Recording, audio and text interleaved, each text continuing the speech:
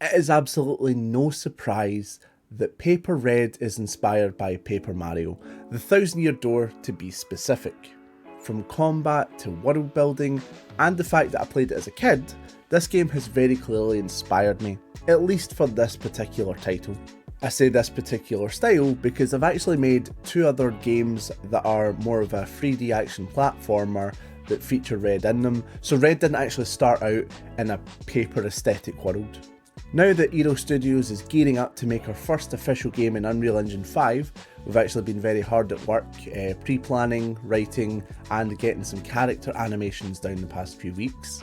I thought I would talk about the inspiration behind other games that influence Spirit's Inc. Now, of course, starting off at combat, it's going to play very similar to The Thousand Year Door, Bug Fables, definitely go check that game out.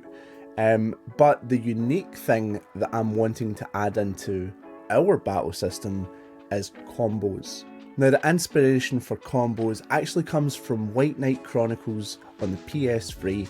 In that game, it's an RPG, turn-based, but you can build combos to then do devastating attacks to different enemies. We actually went and talked about the entire combat system and the whole combo thing that I wanted to add in a previous video, which you can check out over here. But I think it's just such a unique idea to add it to the paper genre because it kind of sets itself apart from games that, quite frankly, to my own opinion, has perfected the QTE turn-based combat system. That's quick time event, because obviously you have to press the right button at the right time to get the max attack, that sort of thing. So I think combos would really kind of elevate it and hopefully make it better. Now, when it comes to world exploration, my all-time favourite game is Wind Waker, The Legend of Zelda Wind Waker. I love the fact that when you're on an island, you can just hop into your boat, sail away and go visit any island you want.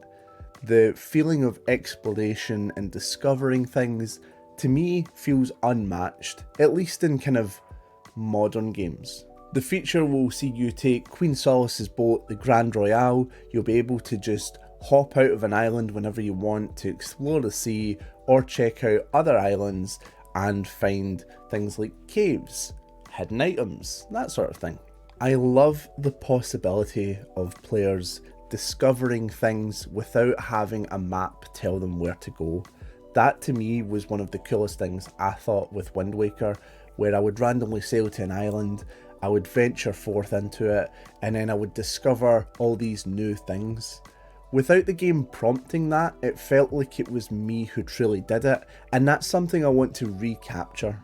Now, of course, story, I can't disclose the story because that would spoil everything. However, when it comes to world building and lore, Hollow Knight immediately pops into my head. To me, there is no other game that builds lore and the world around you quite like Hollow Knight.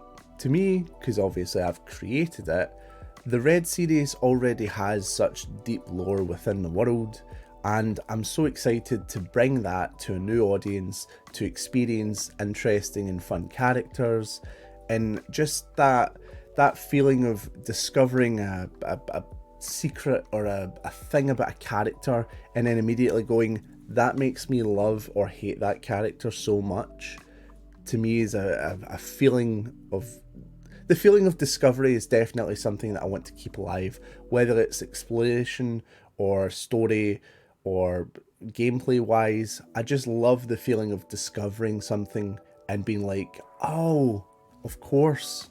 And then of course we've got the inspiration behind the music. Now of course there will be a distinction between the Paper Red style music versus the 3D Red series.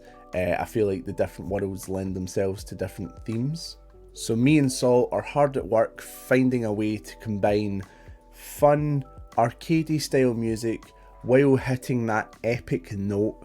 A game that really inspired both of us. He's very inspired by Final Fantasy music, I'm very inspired by Kingdom Hearts music, and for Paper Red we're trying to match that kind of arcadey style with these and trying to bring them in so that at a moment's notice you could be having a fun bop through the forest and then going into like an epic fight. For us, music is such an important vessel for telling stories and character beats that we want to make sure that we leave a kind of everlasting impression on the audience with our music.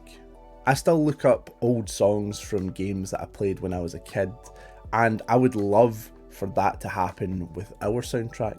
I mean, every game creator and musical artist obviously wants that, but you know, you get it. So while it's clear that Paper Red, or just all my working games in general, are heavily inspired or influenced by other games, it's very important to make sure that I add in my own interjection, that myself comes through while you play, and it doesn't just feel like another paper thing that's trying to copy the magic of what some of these other amazing paper aesthetics have managed to achieve. Because let's be honest, the paper aesthetic game community, they're making some real bangers right now, and we don't want to find ourselves in a place where we feel like we're just using that aesthetic for not necessarily views, but you would understand the remark that we're just using it for views. I think the uniqueness of all the concepts that we're going to be adding in, plus my own world building and characters, is really going to make a very memorable experience. And while I'm not sure that we'll always stick with the paper aesthetics, Red does lend himself, and he did begin as a 2D character. Obviously he was inspired by 1920s animation, so he always started out 2D. However, he does lend himself very well in a 3D format, so you could maybe see a change up here and there in the future. But for now, we're really loving the paper aesthetic. It's fun, it's bright, it gets the characters across really well, so that for now is definitely the direction we're going to go. As of right now, we have 3 incredibly talented individuals helping on this project. We've got Pentax, who is our resident artist. He's creating all of the characters right now, as well as some 2D assets with a fresh and interesting, unique artistic direction. That was a lot of words, but there you go, have them.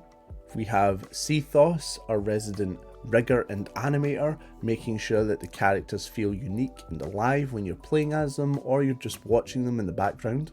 And then of course, as previously mentioned, Salt, who's working on a fantastic soundtrack. And hopefully very soon we'll be swiping RJ. RJ, in case you didn't notice, what you're seeing behind me is the Dreams version of Paper Red. It's only chapter 1, it's a very condensed version of the game. RJ was responsible for making the combat system within the Dreams version, and it was a big success. He managed to do it not only quickly and promptly, but he managed to make it really fun and interesting. So I'm hoping to get him into Eero Studios as soon as, because he is a talent that I do not want to let go. So I'm very lucky to have these talented individuals helping. And of course there's me. I am currently learning Unreal Engine and Blender to be able to help and move along the game as much as I can as well. The slow process at the start of all this is definitely me, because I'm unfamiliar with the programs and stuff. Obviously I spent 4 years on Dreams, so I do have some game development understanding, especially when it comes to the blueprint system in Unreal, because it's similar to Dreams, but it's going, it's moving. So if you're interested in seeing more from me, want to see more of Paper Red, consider subbing to the channel. We put out videos, I try to do about 3 a week. That might increase or decrease with time. It completely just depends on how busy we are with obviously making the game. Obviously making a game is a big undertaking. If you do like the paper aesthetics, we do actually have this thing called Village U. It is a thing that I created where it is an online sim world that uses the Paper Mario aesthetics that only grows with a community. So based on how many views and subs the channel gets determines how big the village grows that week. And that's all on the channel as well. You can check that out very easily.